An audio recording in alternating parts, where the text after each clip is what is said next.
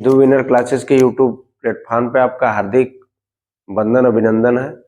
देखिए, कल का जो हमारा सेशन था परिवहन में हम लोग पढ़ लिए थे भाग 1 और आज भाग 2 आगे पढ़ रहे हैं। उसमें कुछ हमारी शब्दावली थी जो कि उनका फुल फॉर्म जानना है आज। देखिए, NHAI है, ठीक है। ये जो चतुर्भुज परियोजना थी हमारी सड़कों की, वो NHI के माध्यम से ही होती है। उनका नाम देखिए NHAI है, तो इसका फुल फॉर्म क्या होता है? नेशनल हाईवेज अथॉरिटी इंडिया, ठीक है।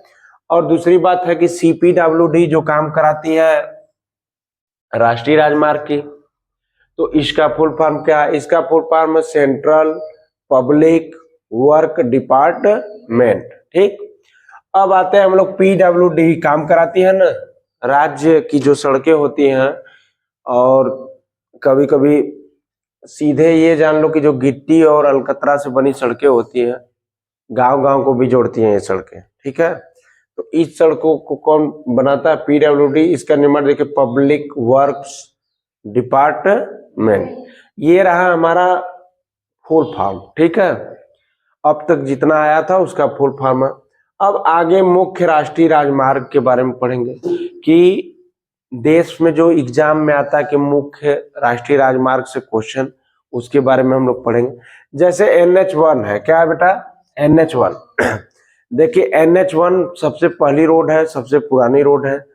इसको कहा जाता है ग्रैंड ट्रंक रोड के नाम से। किसके नाम से? Grand trunk road. Very very important, NH1 grand trunk road. इसको बनवाया किसने था? शेरशाह सूरी ने। किसने बनवाया था?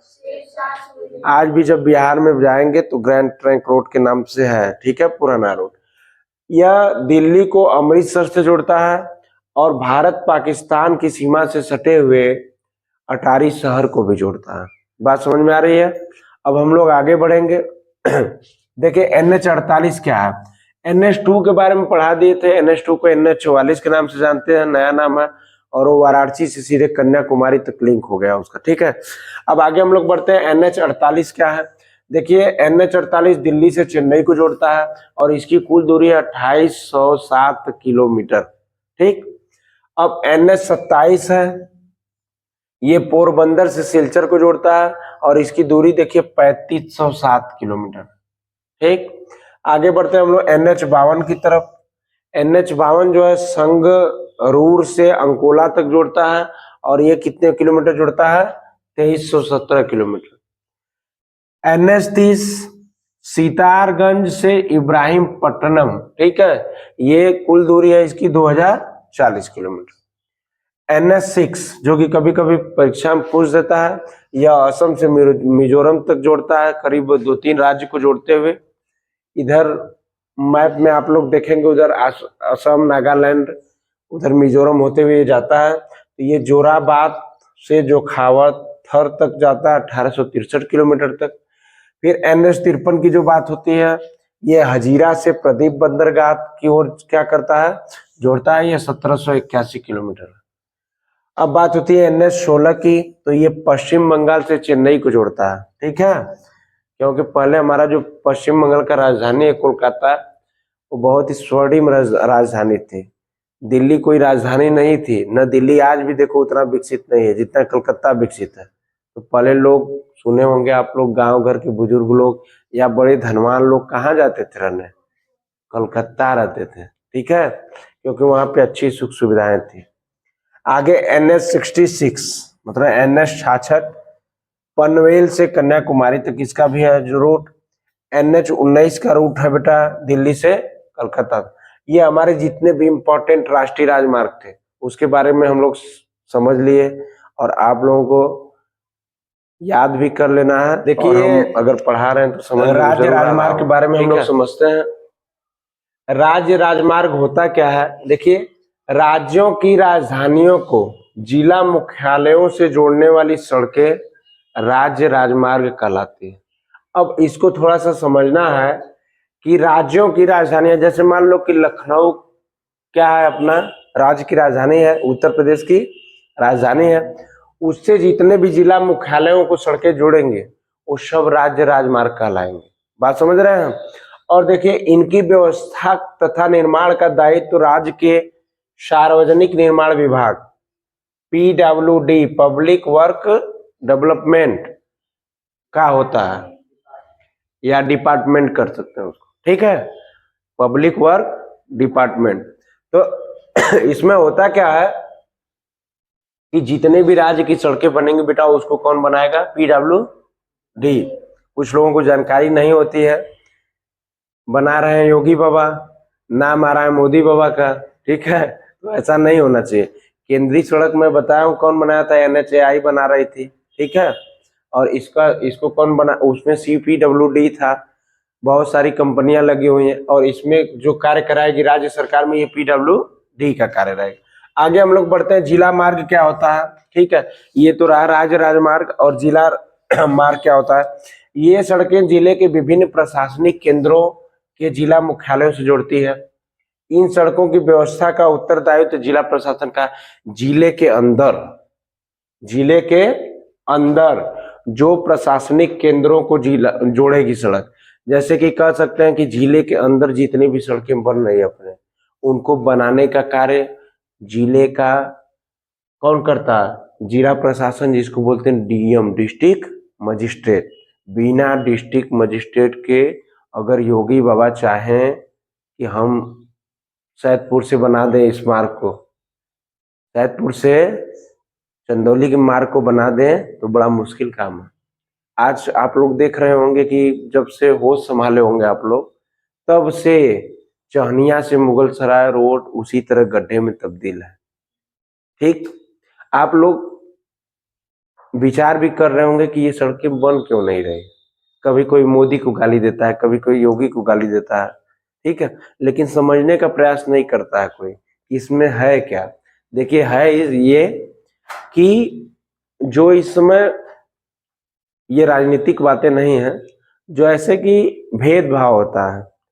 सरकार भारतीय जनता पार्टी की, और यहाँ से विधायक 2 बार से 3 बार से 4 बार से जो बन रहे हैं सपा के बन रहे हैं, ठीक है, इसमें कोई राजनीतिक भेदभाव चलता है। तो जब तक डिस्ट्रिक्ट मजिस्ट्रेट को आदेश नहीं डिस्ट्रिक्ट मजिस्ट्रेट देगा कि ये सड़क को बना दीजिए, तब तक कोई इसको बना नहीं सकता। बात समझ रहे हैं? तो भारतीय जनता पार्टी का दबाव रहता है कि इस सड़क को न बनाया जाए, क्योंकि हमारा विधायक नहीं है, इस क्षेत्र की जनता हम लोगों की मदद नहीं करती है, तो सरकार में है, इसलिए इसको क्या किया जाता है? रोका जाता है। और जिस दिन डिस्ट्रिक्ट मजिस्ट्रेट चाहेगा उस दिन ये सड़क क्या होगी? बनकर तैयार होगी। बात समझ रहे? डिस्ट्रिक्ट मजिस्ट्रेट को कुछ नहीं करना है, एक पत्र योगी जी को लिखना है कि सड़क की जर्जर हालत है, और योगी जी वहां से क्या करेंगे? स्वीकृति दे देंगे, पैसा पास करा देंगे, और यहाँ पे सड़क बन जाएगी। लेकिन DM देता ही नहीं है, ना सड़क बनती है। बात समझ रहे हैं? आगे देखिए, अन्य सड़कें, जो सड़क ग्रामीण क्षेत्रों तथा गांवों को शहरों से जोड़ती हैं, जो सड़कें ग्रामीण क्षेत्रों तथा गांवों को शहर से जोड़ती हैं, ये अन्य सड़कें कहलाती हैं, ठीक है।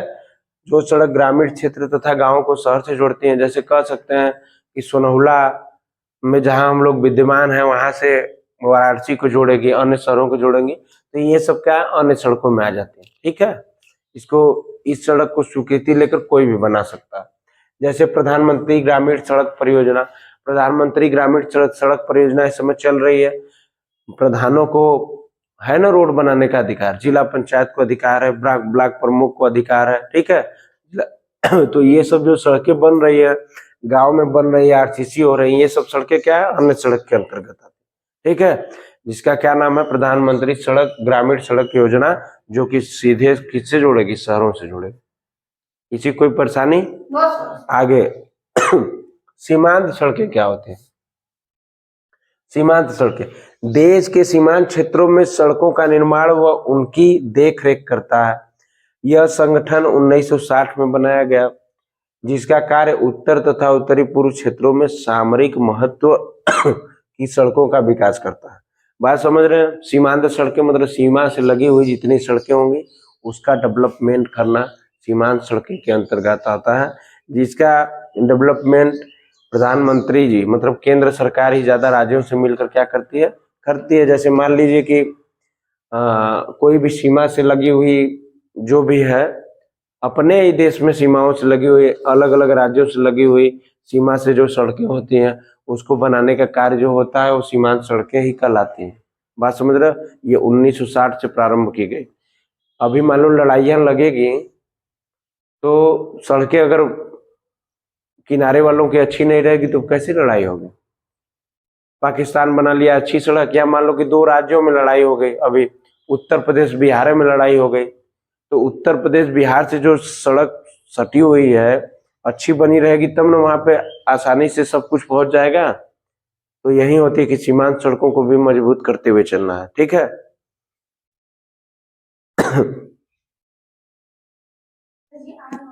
देखिए रेल परिवहन के बारे में पढ़ते हैं हम लोग। रेल परिवहन होता क्या है कि भारत में रेल परिवहन वस्तुओं तथा यात्रियों के प्रमुख साधन है। देखिए वस्तुओं को आदान प्रदान करने की प्रक्रिया रेलवे से ज्यादा होती है, यात्रियों को आने जाने में सुविधा प्रदान की जाती है। तीसरा क्या है कि जैसे कह सकते हैं आप रेल परिवहन अनेक कार्यों में सहायक है, जैसे व्यापार करने में कोयला आता है, केरोसिन पदार्थ सब कुछ आता है, गेहूं चावल चीनी गन्ना जो भी भारी से भारी सामान रहता है आज किसके माध्यम से, रेलवे के माध्यम से क्या हो रहा है, आदान प्रदान हो रहा है। एक देश से दूसरे देश को जाता है और दूसरे देश से हमारे देश को भी आता है, अन्य राज्यों को जाता है, जिलों को जाता है। ठीक है। देखिए भ्रमण करने की प्रक्रिया है, अभी मन किया हमारा मुंबई घूमने का, चले गए रेल से। ठीक है। पैसा नहीं है हवाई जहाज का हमारे पास तो रेलवे से चले गए। तीसरा तीर्थ यात्राएं, तीर्थ यात्राएं अभी मन किया दर्शन करने का, नहाने का, कहीं जाने का तीर्थ यात्रा पे, तो वहाँ क्या होता है कि हम लोग रेलवे एक ऐसा साधन है कि जो कि बहुत ही सस्ता और सुरक्षित साधन है। ठीक है। आगे हम लोग बढ़ेंगे, ये जानते हैं कि सबसे पहली रेल चली कहाँ से कहाँ तक थी, किसके समय में। देखो अंग्रेजों के समय में चली थी, 1853 में बेटा चली थी। पूछता है एग्जाम में कि जब चली तो कहाँ से कहाँ तक चली, तो आप बताओगे मुंबई से ठाणे के बीच में चली और लगभग 34 किलोमीटर चली थी। कितने किलोमीटर? 34 किलोमीटर। और ये बिजली से नहीं चल रही थी, ये कोयला से चल रही थी। ठीक। और भारतीय रेल को 16 रेल प्रखंडों में बांटा गया है। अगर एग्जाम में पूछेगा सवाल कि कितने जोन में भारतीय रेल को बांटा गया है तो आप बताओगे कितना? 16 जोन में। 16 रेल प्रखंडों में इसको क्या किया गया है? डिवाइड किया गया है। कमेंट बॉक्स में एक आप लोग से जवाब चाहिए हमको कि भारत में जो रेल बनी उसका प्रथम पुरुष ड्राइवर कौन था। ठीक है। इसका जवाब हमको कमेंट में चाहिए। और भारत की प्रथम महिला रेल ड्राइवर का नाम है सुरेखा यादव, जो कि अभी हाल ही में क्या हुई थी, ड्राइवर बनी थी। तो भारत की प्रथम रेल महिला तो सुरेखा यादव है, लेकिन कमेंट बॉक्स में आप लोग जवाब दीजिएगा कि भारत के जो प्रथम पुरुष रेल ड्राइवर कौन। ठीक है। आगे हम लोग चलते हैं अब पाइपलाइन पे। पाइपलाइन होता क्या है, पाइपलाइन को समझते हैं। पाइपलाइन का प्रयोग कच्चा तेल, डीजल, पेट्रोल, गैस शोधशालाओं, उर्वरक कारखानों व बड़े ताप विद्युत ग्रहों तक पहुंचाने में किया जाता है। ठीक है। आज देखो स्थिति यहाँ ये बन गई है कि महिलाएं जो गैस यूज कर रही है, सिलेंडर में भरा जाता था, अब किचन तक सरकार क्या कर रही है, पाइपलाइन द्वारा उनको प्रदान कर रही है। ठीक है। पाइपलाइन द्वारा जैसे मीटर लगी है, बिजली आती है, मीटर गिरता है, उसी तरह आप जितना गैस यूज करेंगे पाइपलाइन के माध्यम से उतना आपका क्या होगा, पैसा कटेगा। बात समझ रहे हैं? तो ये पाइपलाइन सुविधा से ही तो आज हो रहा है कि महिलाओं को अब सिलेंडर भरवाने की जरूरत नहीं है, आराम से अपना बटन टिपे, गैस जितना यूज करना है किए, फिर बटन बंद कर दिए। बात समझ में आ रही है? फायदा है। ये देखिए बरौनी से कानपुर तक तेल जो सांसद पाइपलाइन द्वारा होता है, गुजरात से जालंधर तक। ठीक।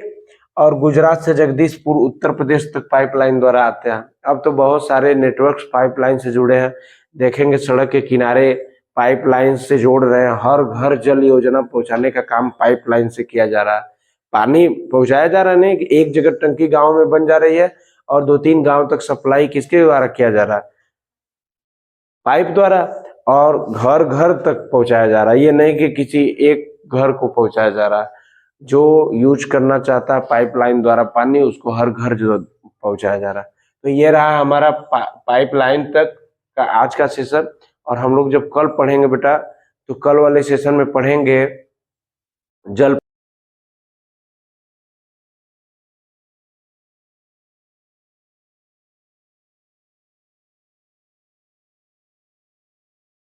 क्या। देखिए, जल मार्ग द्वारा जिस साधन का उपयोग किया जाएगा हमारे सामान को आयात और निर्यात करने में, उसी को जल परिवहन कहेंगे। जैसे देखते हैं किताबी भाषा में, जल परिवहन परिवहन का सबसे सस्ता साधन है, ठीक है, और यह भारी बस स्थूल काय वस्तुएं ढोने में अनुकूल है। यह परिवहन साधनों में ऊर्जा सक्षम तथा पर्यावरण अनुकूल है।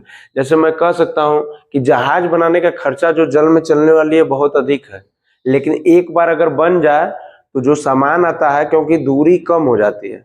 जैसे मान लीजिए कि ये नौगम में जल मार्ग संख्या 1 हल्दिया से इलाहाबाद तक जाता है। अब हल्दिया से इलाहाबाद की दूरी बेटा इसका देखो 1620 किलोमीटर है, लेकिन अगर इसको हम लोग सड़क परिवहन या कह सकते हैं सड़क परिवहन और रेल परिवहन रेल मार्ग इससे लाते तो इसकी दूरी कम से कम 3 गुना होती। बात समझ रहे हैं। और जब गंगा नदी के माध्यम से ला रहे हैं तो इसकी दूरी कम हो जा रही है, कम पेट्रोल डीजल कम खपत हो रहे हैं और आसानी से चीजें क्या हो रही है, उपलब्ध हो रही है, ठीक है। इसलिए इसको साधन अच्छा माना जा सकता है। आगे एग्जाम में जो पूछता है, यही पूछता है कि नौगम में जलमार्ग संख्या 1 कहां से कहां तक चलती है, तो बताओगे हल्दिया से इलाहाबाद किस नदी में चलती है, गंगा नदी में, दूरी कितनी है 1620 किलोमीटर। फिर अगर दूसरा पूछा जाए कि नौगम में जलमार्ग संख्या 2 कहां से कहां तक चलता है, सदिया व धुबरी, सदिया व धुबरी कितने किलोमीटर, 891 किलोमीटर, और ये किस नदी पर चलती है, ब्रह्मपुत्र नदी। ठीक है, आगे हम लोग देखते हैं नौगम में जलमार्ग संख्या 3, ये चलता है बेटा कोट्टापुरम से कोल्लम तक, ठीक है, जो कि केरल में पड़ता है, और ये 205 किलोमीटर है। इसी नदी पे देखेंगे आप लोग केरल में कंपटीशन होता है, नाव का कंपटीशन होता है, आप लोग देखे होंगे मूवी वूवी में, तो हर साल कंपटीशन होता है, ठीक है, नाव का, कि कौन नाव, टीम बनाई जाती है 20-25 लोगों की, 30 लोगों की, एक नाव पे सवार होते हैं और उसको खेना होता है, खेकर जो सबसे पहले पहुंचता होता है उसको क्या इनाम दिया जाता है, ठीक है, इसी नदी पे होता है। आगे नौगम में जलमार्ग संख्या 4 काकीनाडा, ये पुडुचेरी में पड़ता है, ये गोदावरी व कृष्णा नदी से होते हुए इसका जो पूरा एरिया है 1078 किलोमीटर, ठीक। यही चारों जगह से क्वेश्चन बनता है, और जल परिवहन में बाकी कुछ है नहीं, सबसे अच्छा साधन है और सबसे सस्ता साधन है, ठीक है। आगे प्रमुख समुद्री पत्तन क्या होता है, यह भी जल परिवहन के अंतर्गत आता है, क्योंकि समुद्र मार्ग भी तो जल ही द्वारा आता है। उसमें आप देख ही रहे हैं कितना बड़ी से बड़ी जहाज का विकास हो गया, जैसे मुंबई पत्तन और जवाहरलाल नेहरू पत्तन, कांडला पत्तन, ये बड़ी बड़ी जो जहाज पे अन्य देशों से भी सामान क्या होता है, आयात और निर्यात किया जाता है, इसी सब पत्तनों पे किया जाता है। जैसे देखिए भारत की 7516.6 किलोमीटर, ठीक है, लंबी तट रेखा के साथ 12 प्रमुख तथा 200 मध्यम व छोटे पत्तन है। भारत में देखो पत्तनों की संख्या कितनी है, 12 प्रमुख पत्तन है, ठीक है, जिसमें से 3-4 जो मेन में लिखवा दिए हैं, और 200 मध्यम और करीब 500 से 600 ज्यादा छोटे छोटे पत्तन है, ठीक है, नाव के समान। और बाकी जो प्रमुख 12 पत्तन है, जो मैं बता रहा था कि ऐसे ऐसे जहाज है समुद्री मार्ग में या समुद्र में, कि जो बेटा कई 50 से 5500 तक हेलीकॉप्टर उतर जाते हैं, खेल का मैदान ग्राउंड रहता है, वहां पे सब सुख सुविधाएं रहती हैं उस जहाज में, ठीक है। और बाकी ये प्रमुख पत्तन देश का 95% विदेशी व्यापार करते हैं। जो भी विदेशी व्यापार होते हैं, जैसे समुद्र से जुड़े जो भी देश हैं, आसानी से उससे व्यापार उस जहाज के माध्यम से क्या किए जाते हैं, और सस्ते रूप में, ठीक है, बहुत सस्ता पड़ता है। आगे देखिए कौन कौन से मेन है, कांडला पत्तन, जवाहरलाल नेहरू पत्तन, मुंबई पत्तन, ठीक है, जो कि देश का सबसे बड़ा आयात और निर्यात करने का विदेशी व्यापार से, और ये न्यू मंगलोर पत्तन, ठीक है। इतना आप जानते रहिए, बाकी हम लोग समझते हैं वायु परिवहन के बारे में। वायु परिवहन क्या है, ठीक है। देखिए, वायु मार्ग से जो भी आयात और निर्यात वस्तुओं का होगा, ठीक है, उसी को कहेंगे वायु परिवहन। जैसे देखते हैं, वायु परिवहन तीव्रतम, आरामदायक व प्रतिष्ठित परिवहन का एक साधन है। तीव्रतम का मतलब क्या होता है कि बहुत ही कम समय लगता है किसी भी वस्तु को एक जगह से दूसरी जगह लाने में। दूसरी बात, आरामदायक का मतलब क्या होता है, बहुत कष्ट नहीं होता है। सामान लादा गया और जहाज उड़ी और यहाँ पे उतार लिया गया, ठीक है। तीसरा चीज, प्रतिष्ठित का मतलब आप लोग समझ ही रहे हैं, बहुत ही सुरक्षित। आगे, इसके द्वारा अति दुर्गम स्थानों जैसे ऊंचे पर्वत, अब आप सड़क परिवहन से जाते या रेल परिवहन से जाते या जल मार्ग से जाते तो बड़ा कष्ट होता है। बंदरगाहों पे क्या होता है, पत्तन पे उतारना, उसको चढ़ाना, लादने में बड़ा दिक्कत होता है। ये देखिए, ऊंचे पर्वत को आसानी से वायु मार्ग द्वारा क्या होगा, क्रॉस कर जाएगा, समुद्र को भी क्रॉस कर जाएगा, ऊपर ऊपर घने जंगलों को भी पार कर जाएगा, सुगमता पूर्वक पार किया जाता है, ठीक है, बहुत ही आसानी से। ठीक, आगे बढ़ते हैं हम लोग कि कह सकते हैं आपकी वायु परिवहन का राष्ट्रीयकरण भारत में कब हुआ। तो सन 1953 में वायु परिवहन को भारत सरकार ने क्या कर दी, मान्यता दे दी कि हमारे यहाँ भी क्या होगा, वायु परिवहन होगा, जो कि वायु के माध्यम से आयात या निर्यात होगा, व्यापार किया जाएगा। ठीक, कब की बात है, 1953 की। तो बहुत जल्दी कर दिया गया क्योंकि हमारा देश आजादी 1947 में हुआ, मत लिखो। आगे बढ़ते हैं हम लोग। एयर इंडिया घरेलू और अंतरराष्ट्रीय वायु सेवाएं भी प्रदान करती है। एयर इंडिया का काम है बेटा कि घरेलू सेवा तो प्रदान करबा करेंगी, जैसे कि एक राज्य से दूसरे राज्य में जाना है, एक जिले से दूसरे जिले में जाना है। तो अंतरराष्ट्रीय सेवाएं भी देंगी क्योंकि ये एक देश से दूसरे देश में भी आयात निर्यात करेंगे, या जा सकेंगे, आ सकेंगे, ठीक है। अब बात आती है कि भारत में कुल हवाई अड्डे कितने हैं, हवाई पट्टियां कितनी बनी हैं। तो देखते हैं बेटा, हवाई अड्डे और हवाई पट्टी मिलाकर कुल 487 बने हैं। कितने, 487 में। अगर कोई आपसे एग्जाम में पूछता है कि भारत में कुल हवाई अड्डे और हवाई पट्टियां जहां पे जहाज रुक सकती है या जहां से उड़ती है कितने हैं, तो क्या बताओगे, 487। आगे अब बात होती है कि अंतरराष्ट्रीय हवाई अड्डे कितने होते हैं। अंतरराष्ट्रीय का मतलब होता है कि देश विदेश, आप दुनिया के किसी कोने में रहे, जहां पे जहाज आएगी रुक सकती है। तो हमारे पास, भारत के पास अंतरराष्ट्रीय हवाई अड्डे अब तक 35 बने हैं। कितने बने हैं, बहुत ही इंपॉर्टेंट, कितने बने हैं, 35। सीमित अंतरराष्ट्रीय हवाई अड्डे भारत के पास कितने हैं, 11। कितने बेटा, 11, जिसको कह सकते हैं आप मुख्य रूप से। AAI द्वारा प्रबंधित हवाई अड्डे, मतलब कि AAI क्या होता है, इसके बारे में हम लोग जान जाते हैं। AAI होता है, देखिए इसका फुल फॉर्म होता है एयरपोर्ट्स अथॉरिटी ऑफ इंडिया, ठीक है। भारत सरकार का ये एयरपोर्ट अथॉरिटी है, ठीक है। इसको शामिल कर लिया गया कि जो भी काम करेंगे यही करेंगे। तो AAI द्वारा प्रबंधित कर सकते हैं इसको। हवाई अड्डे कितने बेटा, 137। कितने हैं, 137। आगे देखिए, घरेलू हवाई अड्डे कितने हैं भारत के पास, AAI द्वारा 103। कितने हैं, 103। और अंतरराष्ट्रीय हवाई अड्डे AAI द्वारा कितने हो गए हैं, 24। कितने हैं, ऐसे तो अंतरराष्ट्रीय हवाई अड्डे 35 है, लेकिन AAI द्वारा कितने हैं, 24 ठो। सीमा शुल्क हवाई अड्डे 10 ठो हैं। कितने हैं, 10 ठो हैं, जहां पे सीमाएं शुल्क भी ली जाती है। अब बात आती है कि ये तो भारत की बात थी। अब उत्तर प्रदेश में कुल हवाई अड्डों की संख्या कितनी है, या कह सकते हैं कि उत्तर प्रदेश में 10 चालू हवाई अड्डे हैं। कितने हैं, 10 ठो, जो कि वर्तमान समय में क्या है, चालू है, जिनमें 3 ठो अंतरराष्ट्रीय हैं और बाकी 7 ठो घरेलू हैं। बाकी 7 ठो क्या है, घरेलू है। घरेलू का मतलब अपने इंडिया में इसका विस्तार बस रहेगा, और अंतरराष्ट्रीय का मतलब पूरे विश्व में। ठीक, आगे बढ़ते हैं हम लोग। तो घरेलू का तो कम पूछता है क्योंकि आगरा में भी है, प्रयागराज में भी है, कानपुर में भी है, ठीक है। लेकिन अंतरराष्ट्रीय हवाई अड्डे के बारे में पूछता है एग्जाम में कि उत्तर प्रदेश में कितने अंतरराष्ट्रीय हवाई अड्डे हैं, तो बताइएगा 3। कितने, 3। कौन कौन से, देखिए पहला जो है चौधरी चरण सिंह हवाई अड्डा, अंतरराष्ट्रीय हवाई अड्डा, जो कि बेटा लखनऊ में पड़ता है। और चौधरी चरण सिंह के बारे में आप लोग जानते होंगे, ये एक समाजवादी नेता थे और इन्होंने कह सकते हैं आप किसानों के मसीहा थे। आज जो आपके पास जमीन दिखाई दे रही है, आपके पास जमीन दिखाई देती होगी थोड़ा बहुत, ये चौधरी चरण सिंह की ही देन है, ठीक है। नहीं तो ये सब राजा महाराजों के पास थी।